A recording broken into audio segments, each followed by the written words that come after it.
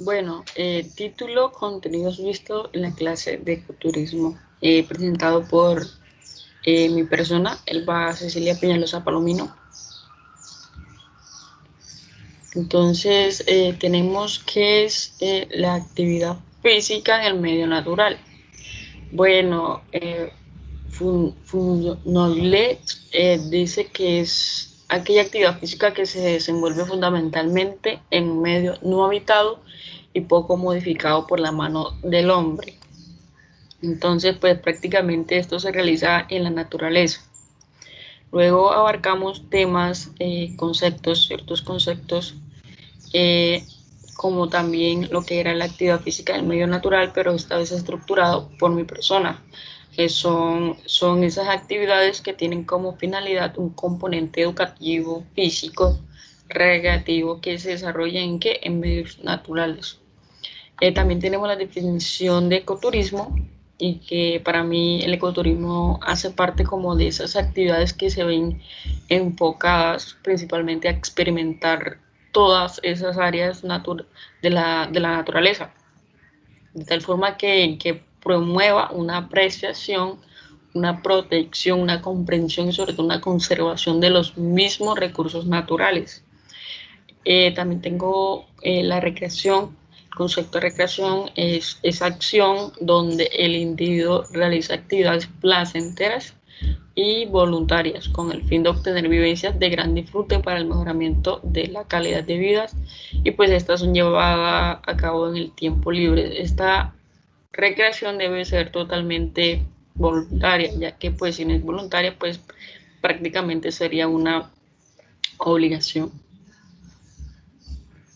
En cuanto al concepto de ocio, el ocio para mí es aquel tiempo en la que una persona sí, ese tiempo libre después de cumplir con las obligaciones laborales, familiares y sociales, en donde el hombre sí decide realizar esas actividades totalmente voluntarias, al igual que en la recreación, eh, y esto pues le deben de generar placer, diversión y sobre todo un desarrollo integral, pues porque si no digamos, no lo llevamos a ese desarrollo integral, puede que ese placer y esa diversión se convierta en algo más que no va a favorecer ese desarrollo integral. Por lo menos un ejemplo nos dio güey que una persona puede generar el placer y diversión matar a otra persona, pero allí no está contribuyendo como quien dice su desarrollo integral como persona ya.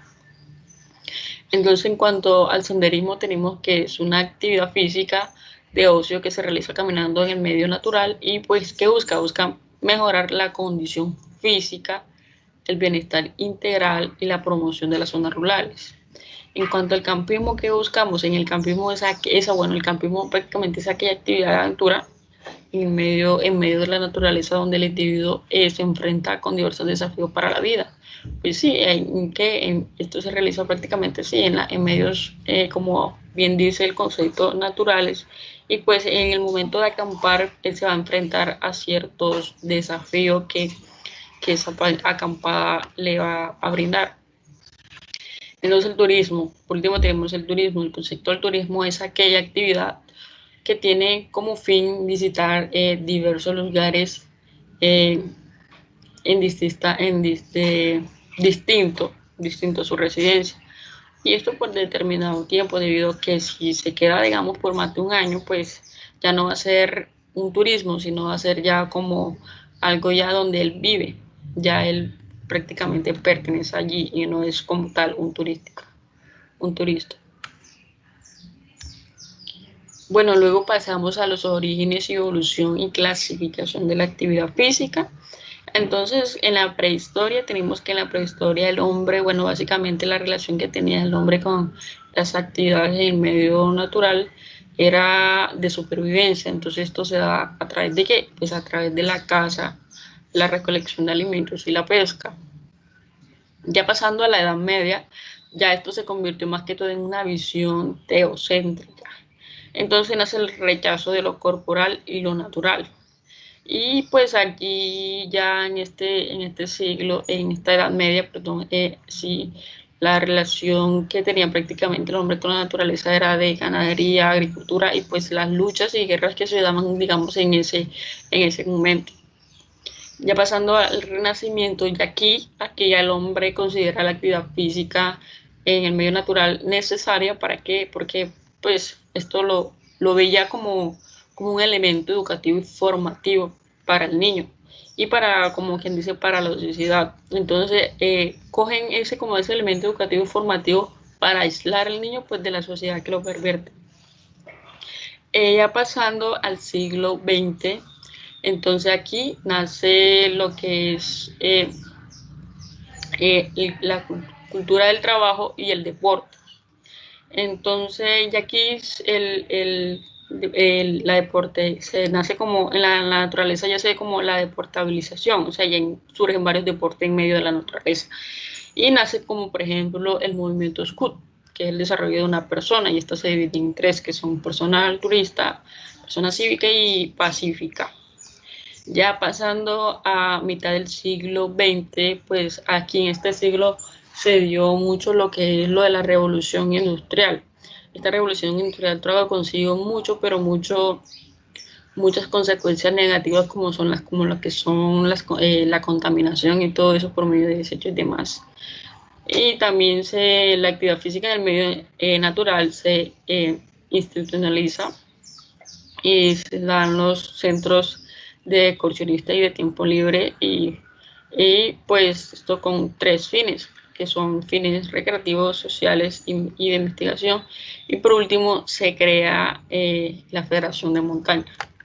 Ya pasando a la era postmoderna, pues aquí la visión ya es una visión humanitaria y el cuerpo es un objeto de estudio y pues nacen también los valores postmodernos como el hedonismo, el individualismo, la inmitidez. Y ya pues eso sería como lo que en cuanto a lo de la historia. También tenemos la clasificación según el medio. Entonces, en cuanto a la clasificación según el medio, se clasifican en cuatro, los cuales son, se clasifican en agua, tierra, aire y nieve. Entonces, cuando en el agua vamos a encontrar deportes como buceo, vela, surf. Hay pero diversos deportes de agua, así como de tierra y así como de aire. Y aquí pues les estoy mencionando algunos, como por ejemplo en tierra, las cabalgatas, las acampadas, el espelismo y más. En aire tenemos el parapente, el rappel, el torrentismo. En nieve tenemos el esquí, el andenismo, el andinismo. Y pues vamos a ver otro tipo de deporte. Bueno, pasando ya pues a los artículos de revisión. Entonces yo tomé cinco ideas principales en cuanto a esto. Entonces primero tenemos el concepto básicamente de ecoturismo, pero que es prácticamente, bueno, según Brandon, es prácticamente un ejemplo de dentro de las actividades turísticas y pues estas son como orientadas hacia la naturaleza. Este autor decía que un auténtico ecoturismo debe ayudar a promover todo lo que tiene que ver con el medio ambiente. Bueno, entonces luego surge la importancia del ecoturismo y su conservación. Es de gran importancia que el ecoturismo sea protegido por diversas entidades y existen ciertas entidades que hoy en día le están dando como la importancia a que el ecoturismo sea preservado y conservado, ya que pues si nos hemos dado cuenta que hay muchas personas que aún siguen destruyendo todo lo que es el ecosistema, asimismo los gobiernos hacen parte de eso. Entonces la gran importancia es que además hay ciertos aspectos que benefician que benefician, como por decir, a los ecosistemas, aspectos como la ecología, la protección a los hábitats. Entonces todos esos aspectos son de gran importancia y por ello pues se deben conservar. En cuanto a las estrategias que se pueden implementar para el cuidado del ecoturismo y su conservación, tenemos que, por ejemplo, tenemos la del gobierno. Entonces tenemos que el gobierno puede implementar estrategias como poner en los documentos gubernamentales más, digamos, por decirlo así, leyes que ayuden a proteger la conservación de esos medios. Otra de las estrategias es que los gobiernos pueden aumentar, por decirlo así, o pueden poner, mejor dicho, pueden poner precios a las personas que vayan a visitar un hábitat, por ejemplo, ¿sí? Entonces, eso podría ser recurso que esas personas vayan a dar para el cuidado de ese hábitat, pues eso prácticamente va a ayudar mucho en lo que es la conservación y todo eso. Otras estrategias es que, digamos, las personas de la comunidad local donde se vaya a visitar, que tengan diversos ecosistemas hermosos, deberían conocer y preservar un poco más ese ambiente, esa naturaleza. Deberían conocer cómo cuidarla y no tirar como ese tipo de desechos, ya que eso lo que va a generar es una contaminación de más y no pues se va a autodestruir, van a destruir prácticamente ese ecosistema. Y bueno, por último, de las estrategias que planteé, que se plantearon en los artículos, también era que pues las personas como, bueno, los turistas que vayan digamos, a determinado sitio en ese, pues ellos de pronto puedan ayudar como en el cuidado de no tirar desechos, de cuidar la naturaleza, de no arrancar gramas, de no arrancar hojas y todo eso, contribuyendo hacia su conservación, como también puedan ayudar en la limpieza de parques y todos sus hábitats. Entonces esas serían las estrategias planteadas. Entonces también tenemos que el ecoturismo tiene ciertos beneficios. Entonces esos beneficios hoy en día se han visto reflejados, ya que, por ejemplo, ayudan los beneficios del ecoturismo y la conservación, ayuda, por ejemplo, en la organización y en la organización en la organización digamos, de las comunidades. Esas comunidades se van a ver que van a ver esa ayuda por parte del ecoturismo, ya que si la conservan, pues van a generar ingresos y todo eso.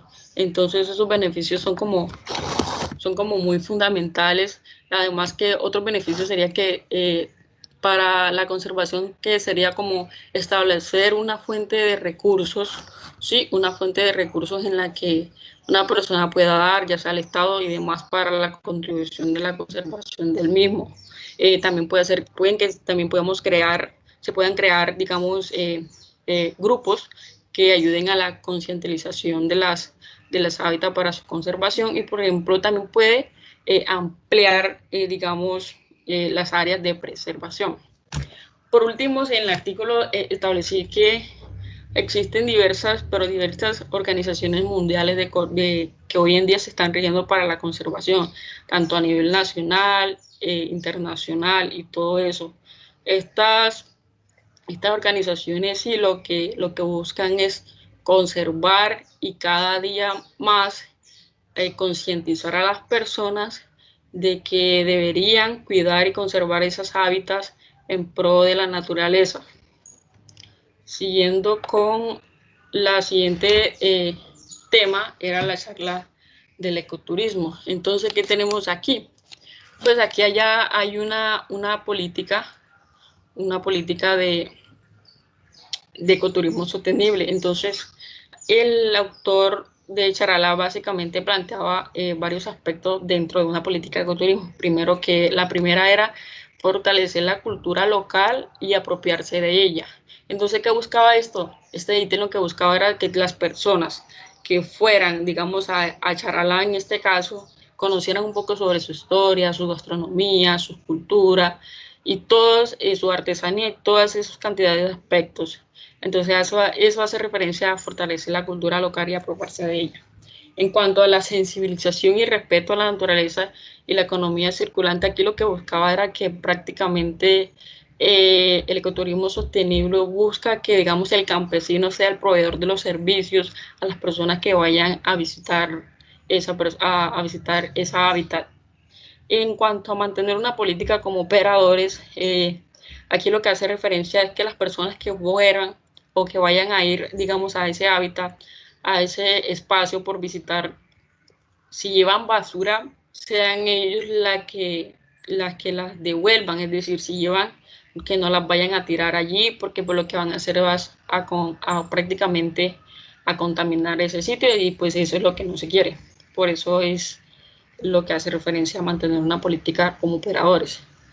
En cuanto al turismo no planificado, pues básicamente un turismo no planificado trae ciertas consecuencias negativas, como por ejemplo se da como por ejemplo, se da un mal ejemplo al tirar desechos porque no está planificado que una persona de pronto lleve y tire el desecho, puede también causar inseguridad. También está lo del monopolio, el monopolio económico, y pues esto no va a ayudar, como quien dice, a la comunidad, ni nada de eso no va a ser beneficioso. Por eso debe existir un turismo planificado que sea bien regido para poder aprovecharlo. Y por último tengo el objetivo final del turismo sostenible, que es prácticamente articular tres aspectos importantes, que son la empresa proveedora que va a dar el Estado y pues la comunidad local.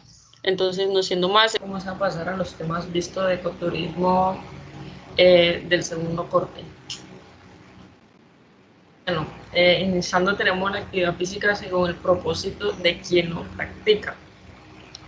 Pues aquí tenemos básicamente tres, que está la recreativa y hedonista, que es básicamente la búsqueda de nuevas sensaciones, y para ello debe ofrecer como una participación activa a la persona y esto debe dejar un sentimiento y también de descanso, de relajación, y pues esto debe darse en un tiempo libre. En cuanto a la deportiva de rendimiento, tenemos que esta se engloba básicamente, engloba todos los deportes reglamentarios y busca la superación personal. Bueno, en cuanto a las recreativas y educativas, son básicamente aquellas actividades que se realizan para ocupar el ocio, y esto tiene una finalidad pues más que todo educativa, es decir, para darle un sentido formativo tanto en lo personal más que todo. Actividades físicas en el medio natural, deportivas y de rendimiento. Bien, pues estas son definidas como las actividades físico-deportivas que tienen en una línea general y tienen un objetivo común, que es como desplazarse individualmente o colectivamente hacia un fin más o menos próximo, luchando con los elementos que ya se hayan constituido, digamos, en el entorno o el material que se va a utilizar, sea una bicicleta o todo eso. Estas básicamente se dan en la competición y también, como anteriormente se dice, lo dije, buscar la superación personal y aquí romper un récord. Algunos deportes que se practican son la bicicleta de montaña, el buceo de actividades subacuáticas, descenso de barrancos, descenso de botes, escalada, esquí acuático, esquí alpino, espeleología, mushing, montañismo, entre otros deportes que se practican y que pueden llegar a ser de rendimiento o competitivo, bien sea. Bueno, en cuanto a las clasificaciones de las actividades físicas, como anteriormente también lo dije, también se dividen en 5: agua, aire, tierra, nieve y hielo. Aquí está, en agua tenemos el submarismo, el paracaidismo, vela, el sur, entre otros. En aire tenemos el parapente, el ultraligero, el globo, y tenemos otro deporte. En tierra tenemos la bicicleta, el senderismo, espeleología, escalada, roca. En nieve tenemos el footboard, el esquí, el mushing, como también lo mencioné anteriormente, lo dije, los trineos y demás deportes. Y en el hielo tenemos las cascadismo, patinaje, alpinismo, entre otros deportes. Bueno, pasamos a la carrera por montañas. La carrera por montañas son una modalidad deportiva que se desarrollan eh, en alta, media y baja montaña, con una distancia mínima de 21 kilómetros, excepto en el caso del kilómetro vertical, y con un desnivel mínimo acumulado en subida de 1000 metros. El recorrido será siempre por pista y caminando asfaltado no superado en 50%. de pista transible para vehículos. Bien, ahora tenemos aquí una carrera por montaña. Para, en cuanto a la carrera por montaña, que esta se llama Maratón Alpino Madrileño, eh, tenemos en cuanto a su historia, el primer régimen de la maratón alpino madrileño nació en 1997 de la mano de Miguel Caselle. Desde su inicio, la maratón alpino madrileño ha sido en series diferentes y pues ha dado en varios eventos en el mundo desde 1997, como anteriormente lo dije. Por ejemplo, en el 2000, o sea, lo más reciente que tenemos son en el 2000, que fue en el Campeonato de España del Ski Reach de la FSA. En el año 2001, la carrera perteneciente a la primera Copa de España en la carrera por montaña, en la Federación de Deportes por Montaña y Escalada. En el 2002, Campeonato de España por carrera por montaña, también participó. En 2003, las pruebas pertenecientes a la Copa del Mundo. En 2005, el Campeonato de España de carrera por montaña. En el 2016, Campeonato de España de carrera por montaña. En las categorías de la carrera alpino, bueno, básicamente aquí podrán participar las personas de 18 años, y estas pues se dividen en dos, absolutamente masculina y absolutamente femenina. Aquí todos los participantes de este sexo pueden participar, tienen como un límite de edad, y todas las mujeres también pueden participar. Cada inscrito tendrá asignado un dorsal que se le comunicará al realizar su inscripción. Bueno, acá más adelante lo va a explicar. En cuanto a las generalidades del reglamento de la carrera alpino, pues para la clasificación tendrá que acreditar su carrera mediante el envío de un track y una foto en las que se vea al participante. Cada participante, una vez inscrito, elige libremente el día y la hora que él vaya a querer realizar la carrera alpina. El día elegido se deberá realizar el recorrido completo de la carrera en una sola jornada, pero a la velocidad y con las paradas que la persona desee. Y pues aquí no hace falta llevar como el dorsal que se le había dado antes. El participante podría recibir asistencia en los puntos que desee y podrá realizar el reto solo acompañado. El participante inscrito al reto podrá realizarlo tantos intentos como el deseo, pero solo se dará válido el registrado. Bueno, en cuanto ya la inscripción a partir del 14, se dio a partir del 14 de junio hasta el 30 de octubre de 2020. Es decir, actualmente todavía se puede, tras la inscripción, el participante recibirá el dorsal personalizado, el que se pone acá en el brazo. El precio oscila entre 2 euros para todo, más la aportación voluntaria para el desinfibrilador del centro de visitantes del puerto de Cocos. Entonces, que todo allá en la ciudad de España. La inscripción incluye los gastos de gestión bancaria y por internet de derecho a participar en el reto, un diploma de clasificación y la participación en un sorteo de hagan los organizadores entre los inscritos. Estos son algunos de los patrocinadores que se dan en esta carrera alpino. Bueno, ya pasando como a otro tema, vimos lo que es el documental solo, donde nuestro docente nos planteaba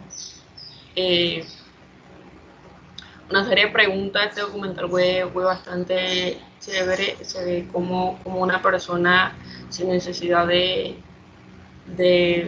material o, digamos, de preparación profesional avanzado, aunque es algo riesgoso. Entonces el profesor nos planteaba que vale la pena arriesgar la vida de esa manera por superar el reto o meta personal, justifique su respuesta, ya que este personal tenía que básicamente escalar varias rocas, unos con agarre, material, y otros sin agarre. Entonces, pues, desde mi opinión, puse que para mí no vale la pena arriesgar la vida de esa manera, ya que, pues, para mí el superar un reto personal o una meta, pues no debe involucrar que deba terminar con mi vida. Entonces, no vale la pena para mí eso. En segundo, ¿qué aspecto positivo puedo ver yo resaltar de la experiencia del protagonista en el proceso de preparación para escalar el Capitán? Era básicamente la roca, sí, la piedra más alta al cual este personaje se sometía y se estaba preparando. Entonces, uno de los aspectos positivos que yo mencioné es que él se apoyaba en personas profesionales, pero no lo apoyaban, digamos, no estaba preparado profesionalmente. Se apoyó en personas profesionales que saben y realizan este tipo de deporte. Exploró el capitán con anticipación y esto pues con material, o sea, con cuerda. O sea, lo exploró antes porque luego lo realizaba sin cuerda.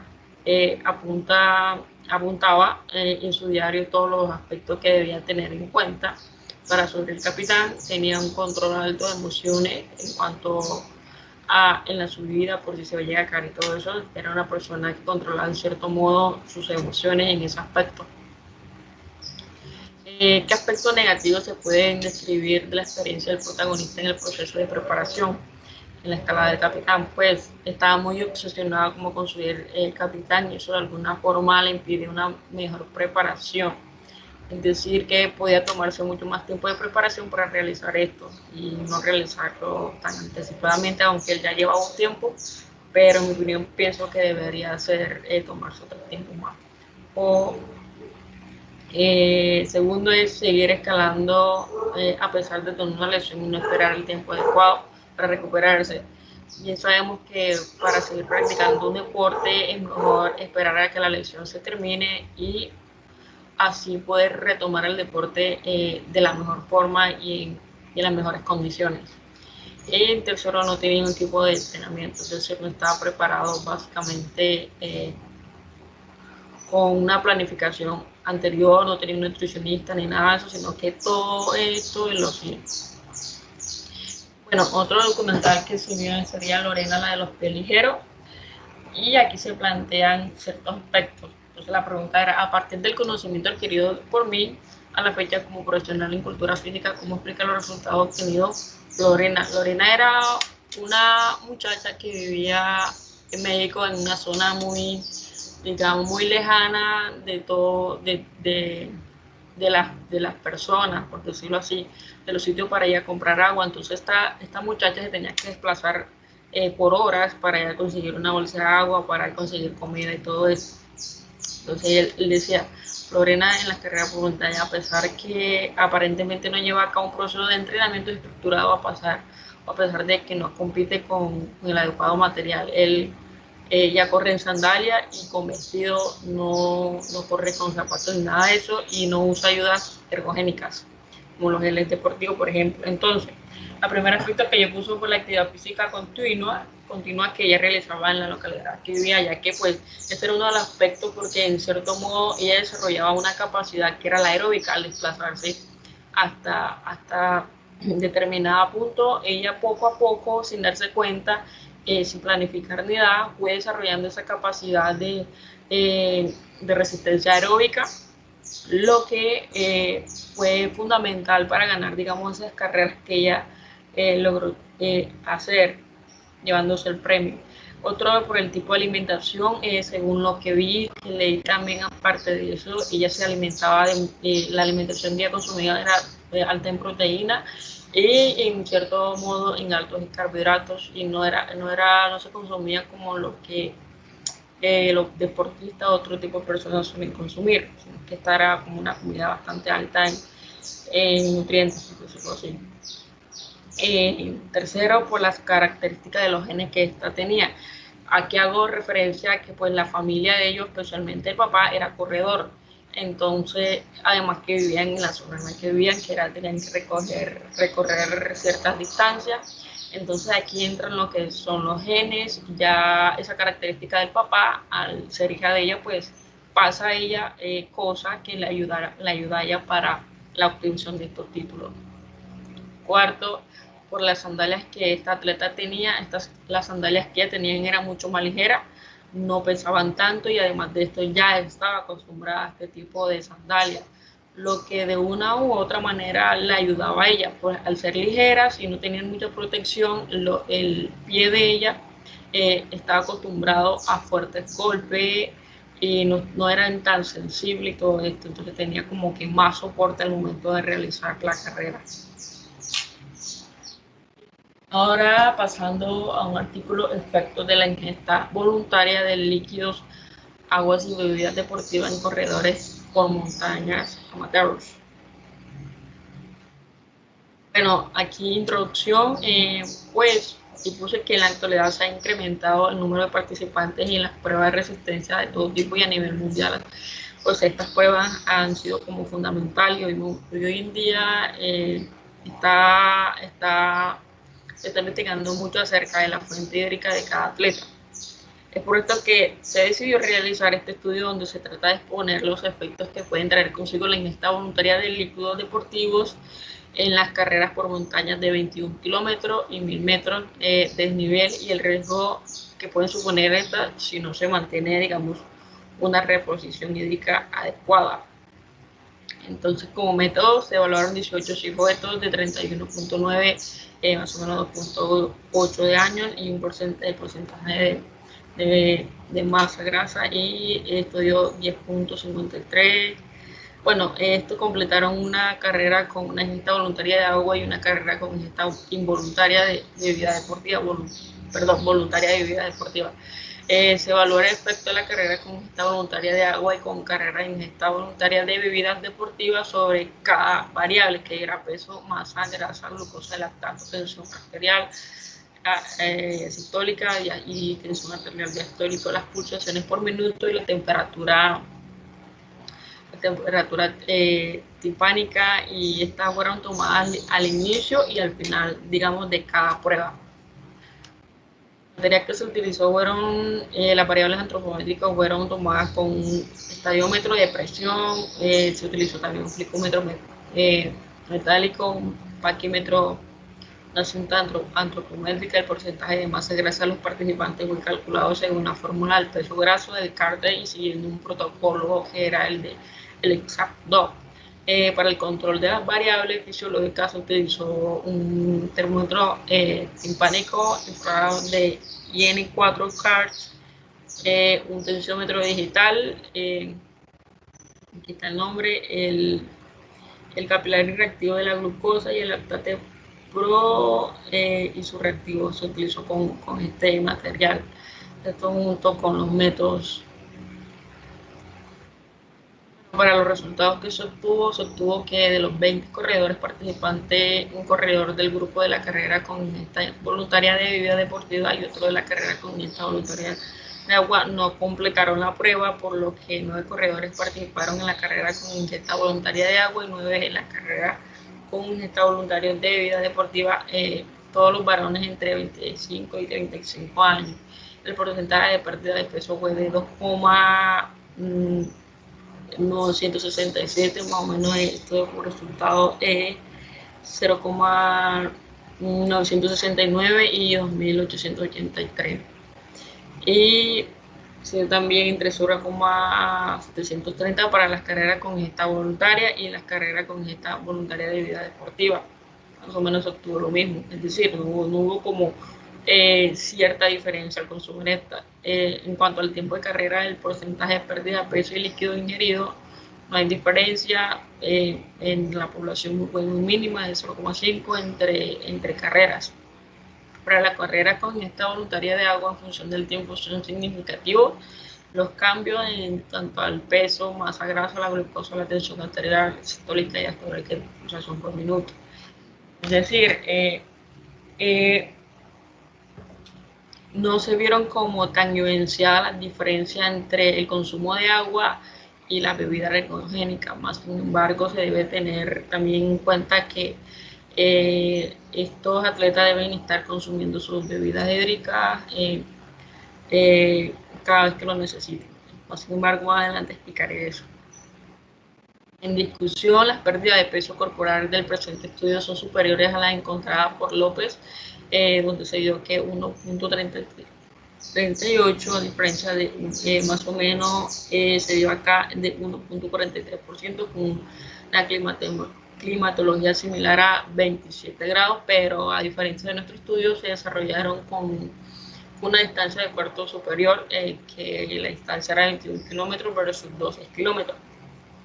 Las cifras de deshidratación son inferiores a la de Oakwood, que fue otro atleta, al 17 en una distancia similar. Los autores López y Wet registraron valores promedio de pérdida de peso corporal de 5.1 más o menos y 1.4% en un primer evento de 21 kilómetros, pero a pesar de esto el trabajo de este autor fue realizado en condiciones climáticas diferentes, es decir, el clima fue como un clima tropical a diferencia, lo cual podría explicar la mayor pérdida de peso corporal registrada. La bebida deportiva podría tener un efecto protector sobre la variable fisiológica, estudiada sobre todo en el caso de los corredores más amateurs. Entonces, esto se hizo la comparación con un estudio y estas fueron las pruebas que dieron.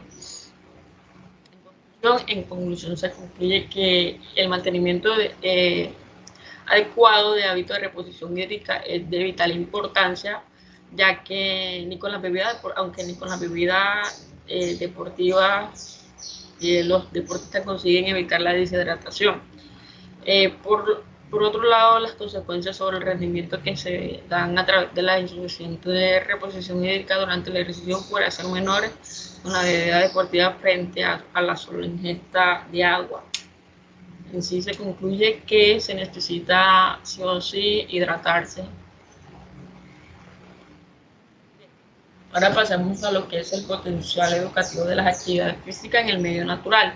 Bien, las actividades físicas en el medio natural presentan un potencial educativo debido a una serie de características que más adelante vamos a abarcar, como son las que se realizan en entornos naturales, el carácter social o la incertidumbre, entre otros. Sin embargo, el hecho de salir al medio natural no se educa por sí mismo, ya que esto debe tener una intervención con anterioridad, es decir, debe ser programada para que así pues suceda lo que es el efecto educativo o formativo. El potencial educativo de las actividades físicas en el medio natural se revela a partir del análisis del espacio donde se desarrolla en la naturaleza, de las propias actividades físicas que pueden realizarse en él. Se puede deducir las principales características que refieren a la actividad física en el medio natural y el componente educativo. De aquí de esto se deriva lo que son las características próximas que vamos a mencionar. Entonces tenemos que ver, en primera instancia tenemos las características de la actividad física que le confieren al potencial educativo. Entonces, en primer lugar tiene lugar en el medio natural, posibilita la intervención con la naturaleza, instituir el reto eventual, el riesgo objetivo y subjetivo, el carácter deslizante, la motricidad como vínculo de interacción, carácter vivencial, alta implicación emocional, carácter social y conflictos reales. Bueno, entonces acá básicamente son unas características que debe tener, digamos, lo que es el componente educativo. Entonces, ¿a qué se refieren cuando tienen lugar en el medio natural? Pues bien,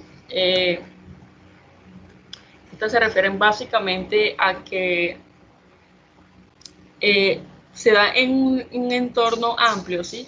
Y pues esto no se debe ser conocido, cambiante y con abundancia de estímulos. A eso se refiere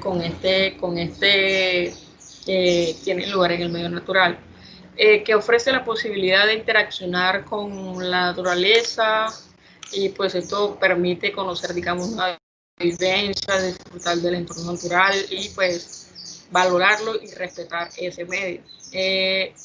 La incertidumbre, pues, se caracteriza inherente a la práctica de cualquier actividad o espacio natural y se produce, digamos, como una sensación de aventura, por decirlo así. En cuanto al riesgo, esta siempre está presente en dos dimensiones. Está el riesgo objetivo, como bien se dice aquí, y que es la posibilidad de tener un accidente.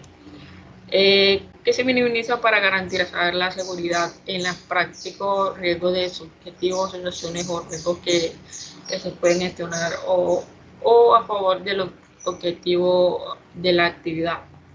La actividad física que se realiza tiene también un carácter deslizante. Entonces aquí sobre las diferentes, esto se da sobre diferentes superficies del medio natural, asociado también a los factores de equilibrio, velocidad durante, digamos, el deslizamiento al cual se va a realizar. En cuanto a la motricidad, perdón, interacción social y con el entorno natural está medida por la actividad física, es decir, por el cuerpo y el movimiento. Tiene un carácter vivencial. La relación entre la actividad física y el medio natural ofrece una diversidad de experiencias personales que van ligadas a una reflexión adecuada.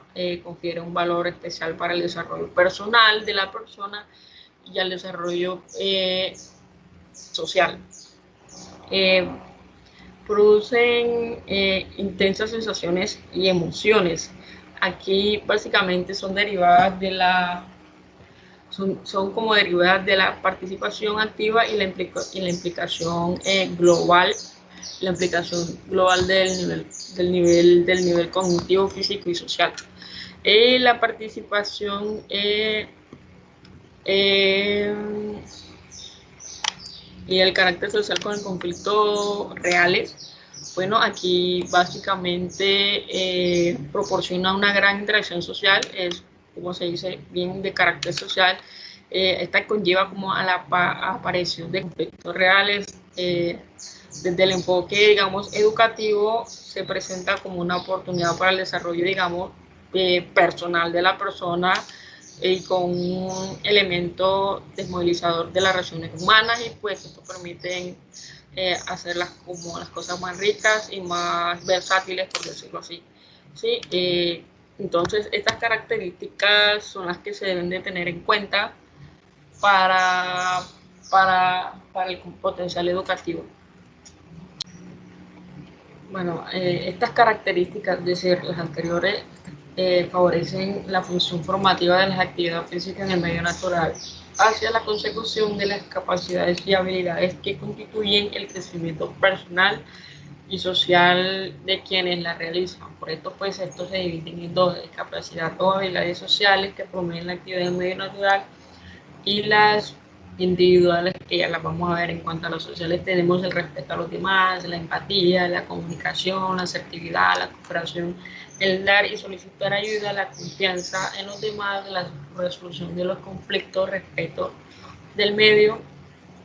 Y en cuanto a las habilidades personales, es decir, individuales, que promueven la actividad física en el medio natural, tenemos la autonomía, que es la toma de decisión y el establecimiento de metas, la autoestima, autoafirmación, autovaloración, el desarrollo de la personalidad, la percepción y el esfuerzo, la responsabilidad, la gestión de emociones, los hábitos saludables de la persona, la capacidad física, es decir, la fuerza, capacidad aeróbica, etcétera, la habilidad técnica y propia, es decir, la técnica, la escalada, la orientación, entre otras actividades. El uso educativo de las actividades físico-deportivas en el medio natural. Las actividades físicas y deporte en el medio natural presentan un carácter lúdico y recreativo indudable. De cualquier forma, es preciso adoptar las actividades o encontrar la mejor que se ajuste a la posibilidad física de la persona. El factor principal de la ecoactividad en la aventura, lo novedoso, lo excitante, esto la convierte en un elemento motivacional atractivo para la población, especialmente pues, para los jóvenes. Entonces, la relación que debe tener entre las actividades físico-deportivas y el medio natural según el marco educativo. Los contenidos incluidos, digamos, en el bloque de la actividad físico-deportiva en el medio natural constituyen una oportunidad para que el alumnado interaccione directamente con el entorno. Es decir, que en ocasiones no es conocido y que te pueda desarrollar la actividad física y que valore su conservación mediante las actividades sencillas y seguras.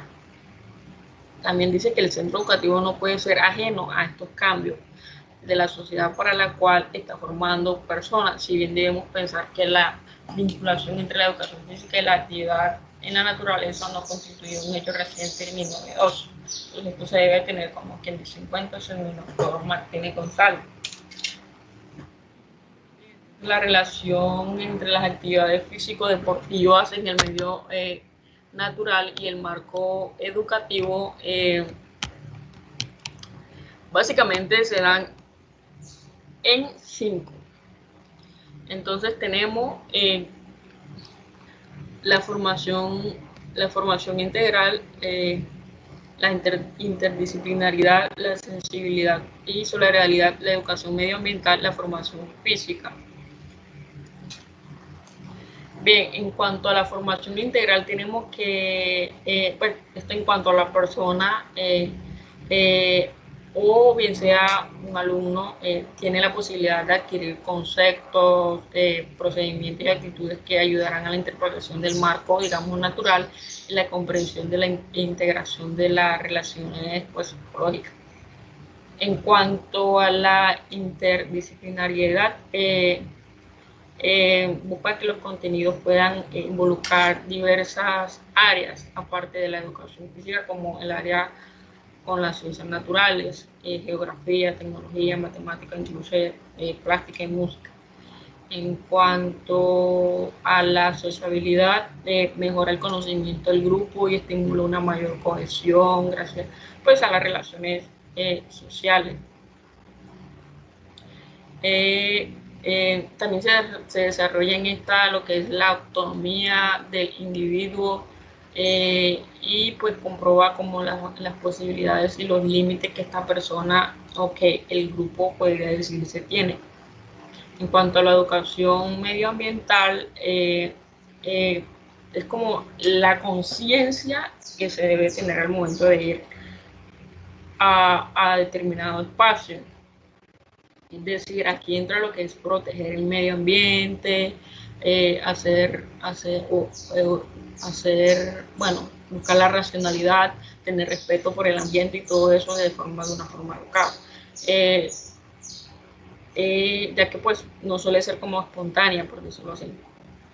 Y estas serían como, y la formación física básicamente desarrolla las capacidades físicas básicas, las cualidades motrices, y esta favorecen la transferencia entre las actividades y el enriquecimiento de patrones motores de la persona. Bueno, siguiendo con los contenidos, los temas vistos de ecoturismo del tercer corte, eh, tenemos el tema de acampar. Entonces, principalmente nos preguntamos qué es acampar. Pues bien, es definido acampar como detenerse y permanecer en un sitio despoblado, eh, alojándose en tiendas, carpas o bien sea barrancas. El campamento es la base o centro de operaciones de un grupo, y este permite desarrollar diversas actividades de acuerdo, pues, a los objetivos. ¿Qué es un campamento? Bueno, es una forma y acción que una persona o pues un grupo de personas pueden realizar cuando se sienten en un lugar no habitado o cotidiano, como anteriormente se puede decir. Es no urbanizado y en contacto directo pues con la naturaleza. Es al descanso y pernoctamiento general. Y esto se da pues en tiendas y carpas. Precauciones para el campamento, pues las armas en el sector de la cocina. Esto quiere decir no armas en el sector de la cocina, pues para evitar, digamos, un incendio o cualquier momento que no se ha adquirido para el campamento. No dejar, digamos, un hacha, un machete, un elemento cortante si es voluntario o alcance, digamos, de los niños en caso de que lleven niños. O sea, que este tipo de implementos permanezca alejado para evitar un accidente. No cortar los árboles vivos, el uso de armas en troncos. Pues si vamos a la naturaleza es mejor preservarlo, cuidarlo y es una de las precauciones y como de las normas, por decirlo así, para cuidar nuestro ambiente, nuestra naturaleza y pues son precauciones que se deben de tener. Mirar la dirección de las ramas, los árboles y los pastos para conocer, digamos, la dirección de los vientos, para poderlos ubicar y pues hacia qué lado ir. No tener dentro de una carpa fuego, pues debido a que puede ocasionar un accidente o estufa, entre otros utensilios. Tampoco pues se debe fumar, pues tampoco si es posible evitar las bebidas embriagantes y todo eso. Ya que pues el consumir también bebida pues pueden traer, digamos, ciertos insectos como las hormigas, las arañas y otros tipos de animales. Eh, Siempre entrar, digamos, a la carpa descalzo para pues no ensuciarla y tener mejor comodidad y todo eso.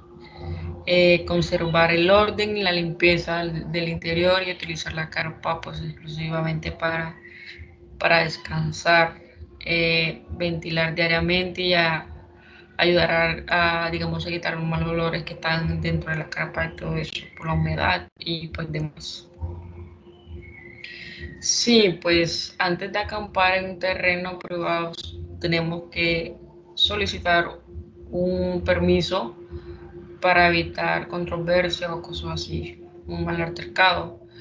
Eh, Debemos persuadirnos de que el terreno esté seco, que no vaya a estar mojado, ni nada de eso. Eh, sí debemos asegurarnos de que el alrededor sea sano y seguro. También sí debemos asegurarnos que haya agua potable para evitar también una contaminación de nuestro sistema además. Y sí debemos asegurarnos que sea amplio, suyo y de leña para, pues, en tal caso, prender una fogata, pues, sin dañar el ecosistema, fijarnos bien en qué sitio van a prender esa fogata y si es permitido sobre todo. Que no podemos hacer, no acampar en un terreno bajo o que sea inundable, no acampar pues a orillas de un río eh, que puede desbordarse por lluvias o provocar inundaciones, no acampar debajo de los árboles altos, se desgajan y pueden pues provocar accidentes. Es una carpa. Pues la carpa básicamente es una tienda de acampar, es como un elemento portátil donde se acampa, conformada por materiales ligeros, resistentes y de fácil instalación que vamos a explicar en los siguientes diapositivas. Tipo de carpa, pues tenemos las canadienses, las estructurales, las tres estaciones, las cuatro estaciones, carpas inflables, pues todas estas carpas se puede utilizar para acampar. Pues las estructurales depende de qué tipo de campamento es. Más que todo se utilizan los que son canadienses, de tres estaciones, cuatro estaciones, carpas infables y demás, como pues lo tenemos aquí. Tenemos, bueno, la estructura de la carpa, es decir, que contiene, pues tenemos el toldo, que como bien se ve en la imagen, acá se encuentra, tenemos los vientos, que es este que está aquí, viento principal, vientos laterales, que son los de acá. Están los parantes, que son este de aquí, que sostiene como la entrada, las estacas, que son las que le dan como la horma, por decirlo así, o el sostén a la carpa. Que tenemos el sobretecho, que son estos. Tenemos la cumbrera, por último, que es esta acá.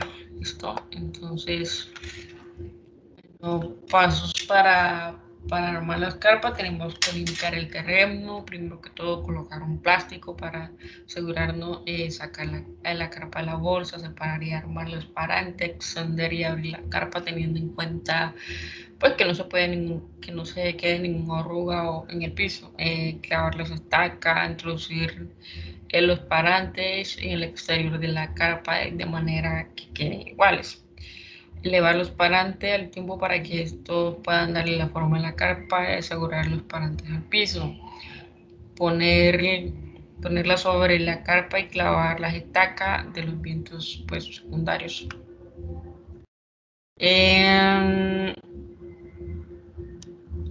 Tipos de campamento. Bien, tenemos estos, que es el campamento fijo. Los campamentos fijos pues son aquellos que se realizan en un lugar establecido, que constituyen pues la base de actividades SCUT. Este tipo de campamento pues nos dan, digamos, la oportunidad de establecer pues atravesarse en lugares fijos que nos permitan a nosotros realizar nuestras actividades, y pues debe tener una facilidad de pues agua potable cercana para lavarse y bañarse, sombra y acogido de árboles, especialmente pues esto en verano. No considerar terrenos con pendientes sobre el 5%, tener, como quien dice, las leñas para cocinar y hacer fogatas.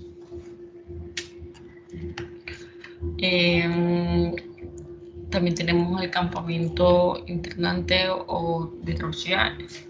En este, pues, el grupo se desplaza por sus propios medios por internario, preparando por el equipo de monitores. Se supone que cada participante debe portar su, digamos, equipamiento personal y parte del equipamiento pues colectivo. Cada noche se pernocta que en lugar se da, digamos, de forma diferente, instalando las pequeñas tiendas de campaña. La comida se prepara en pequeños grupos, pues que transportan su propia comida, su propia energía y alimentos. Equipamientos colectivos, pues bien, tenemos la cantimplora, donde están los utensilios básicos como las navajas, digamos, la caja de fósforo, todo esto, el agua si otra persona no tiene, todo esto, no sé, cabullas y demás, lámparas. En cuanto también se debe tener un mapa y una brújula para dirigir, digamos, el grupo. Esto pues a favor de que lo lidera. Se debe tener un botiquín colectivo para por si hay un accidente. Las comunicaciones, pues celulares, tener una lista de números en caso pues de emergencia para atenderlos. Los equipamientos individuales tenemos pues que pues, es esencial, como un saco de dormir. Tenemos tener una ropa adecuada en función de la actividad y ubicación del campamento, y pues unas botas, pues como se dice ahí, en función pues de las actividades. Si va a bañarse, pues tener la ropa adecuada para bañarse, si va a caminar, si va a hacer senderismo y demás, todo esto. Tener una linterna en caso de que se oscurezca, unas gorras, unas gafas pues para el sol, una crema protectora también del sol, un casco también se debe tener pues la documentación personal y dinero pues a la mano en caso de que pues lleguen a tierras diferentes o por la actividad que se lo exijan y demás.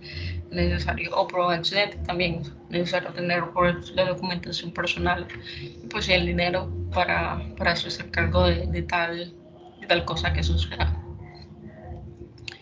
Tenemos pues la guía para la organización. Se debe tener una planificación, es necesario tener una planificación antes de pues, realizar el campamento no se puede ir como de un momento a otro porque no saben como quien dice qué va a pasar y todo eso. Entonces, mejor planificar la salida de temas, la proyección, como lo que se quiere hacer en el campamento, qué no se quiere hacer y todo eso. El trabajar para el campamento y todo eso. Estando en el campamento, cómo se va a trabajar y todo eso, qué se debe tener en cuenta y todo eso. En cuanto a la evaluación, evaluar cómo se dio el campamento y todo esto. Esta evaluación la vamos a plantear más adelante con ciertas preguntas que van a ir dirigidas tanto para el personal que organizó como las personas mismas que participaron y demás. Aspectos a tener en cuenta en un campamento, tenemos que tener en cuenta pues el lugar de acampamento es esencial tenerlo en cuenta donde vamos a acampar, como anteriormente lo dije, un cronograma bien estructurado, si vamos a durar 1 o 3 días, las actividades que se van a realizar ahí, la limpieza es necesario tener una limpieza en el lugar donde estamos, limpiar todo, eh, conservar como que dice el ambiente y el momento donde estamos, el sitio y todo eso es necesario pues, para conservarlo, ya que esto pues se da como quien dice naturaleza y pues es esencial eso. Funciones y características pues de un líder, pues listo, llevándolo ya al campamento, tenemos que un líder pues debe tener como una motivación y motivar a las personas. El tema motiva efectivamente a todos los miembros del equipo que se trabajar hacia las consecuencias de las metas y pues del grupo. Él tiene un desarrollo del equipo, constituye un equipo efectivo de gente constante y responsable por el logro de sus metas. Él también se hace cargo de un posicionamiento, desarrolla un plan razonable y tangible para trasladar al grupo de su posición actual pues, hacia el objetivo o la visión que se quiere lograr. La creación de una visión, desarrollo el cuadro mental claro de una posición deseada que apoye a la meta de toda la organización. Y pues el líder también debe tener una medición, que es evaluar continuamente el estatus del grupo, cómo se está comportando y todo eso identificar. Y pues identificando los factores que pueden llevar al éxito o pueden llevar a los errores, así como también obtener una información de él en el tiempo preciso. Roles en un grupo, pues bueno, también tenemos los roles aquí, pues como bien sabemos, pues en un grupo siempre está el colaborador, el líder positivo, el negativo, el que no le gusta nada, todo esto, todo esto. Pues aquí planteamos ciertos roles, que está el rol colaborador, que siempre está dispuesto a ayudar a las personas con las actividades. Este líder positivo es un motivador dentro del grupo para la consecución de los objetivos propuestos. Este líder negativo, que es el que está como quien dice en desacuerdo con la dirección sin argumentos. Y el complicado también, que se complica por todo, que no quiere hacer nada, que le ve como que el pero a las actividades, por decirlo así. El indiferente no demuestra interés de las actividades ni nada de eso, o sea, le da igual si no lo disfruta no. El rebelde que no le gustan simplemente las normas y no las acata, siempre quiere estar haciendo lo que él quiere, sin importarle pues los demás o las normas que toca atacar. Pues normas y complementos, tenemos actitud y comportamiento, que es esencial tener como meter la gana y la actitud al campamento y pues sobre todo tener un buen comportamiento, ya que pues es como anteriormente en los roles tenemos el negativo, el rebelde y todo eso, entonces todo esto son unas normas que pues se deben cumplir, como quien dice, tener un buen comportamiento, tolerarlo, la actividad que se está haciendo. El cumplimiento de los horarios es esencial también porque pues como quien dice, uno trabaja al ritmo del último, entonces es el cumplimiento de los horarios y horas es esencial para una buena sesión de campamento sin afectar a los demás por la falta de no llegar al momento justo. El consumo de alcohol y tabaco, pues no al consumo de alcohol y tabaco en un campamento sería más de disfrutar la naturaleza. Esto no es como acto para ir a la naturaleza y a beber y todo eso, entonces es un no al alcohol y el tabaco, es una norma que pues también se debería cumplir en un campamento. Nos alejamos acá en las secciones como para cocinar, simplemente no armas que pueden utilizarse para dañar al otro ni nada de eso. los daños y pérdidas, o sea, tratar de no causar, digamos, daños en el sitio donde estamos, como talar árboles o dañar a personas o cosas así. Tener como la seguridad y apoyar a la otra persona de que no vaya a pasar algo. Entonces son normas que pues se deben cumplir. Y finalmente la evaluación del campamento. Entonces tenemos que el campamento pues se debe evaluar el dominio de la normativa y la disposición en el evento demostrado, que fue por parte de los organizadores el motivo de la participación del grupo de la manera, la comunicación y la forma de plantearse ante los problemas, cómo fue, los cronogramas si se cumplieron, si no, la dinámica y el orden de las actividades planeadas según la planificación, según el cronograma y todo eso, la interacción entre teoría y práctica, cómo fue, cómo se dieron todo esto, los conocimientos adquiridos si son aplicables en el grupo, si se dieron o no. La duración, es decir, el número de días se cumplieron o no, o era un retraso, o un día más, un día menos y todo. Que si llegué puntual o si la otra persona llegó puntual, eso se evalúa también. Los conocimientos adquiridos para cómo los puedo aplicar. Y pues mi participación y actuación pues en el evento como fue, si fue activa, si fue pasiva, si no me interesó y todo eso. Entonces todo esto fueron pues argumentos, preguntas o que nos podemos hacer para evaluar un campamento, si se cumplió con el objetivo o no. Y pues eso sería todo. Esto fue ecoturismo y campismo de sexto semestre con el profesor Luis Rangel Caballero, y pues finalmente tenemos la referencia de todos los contenidos vistos en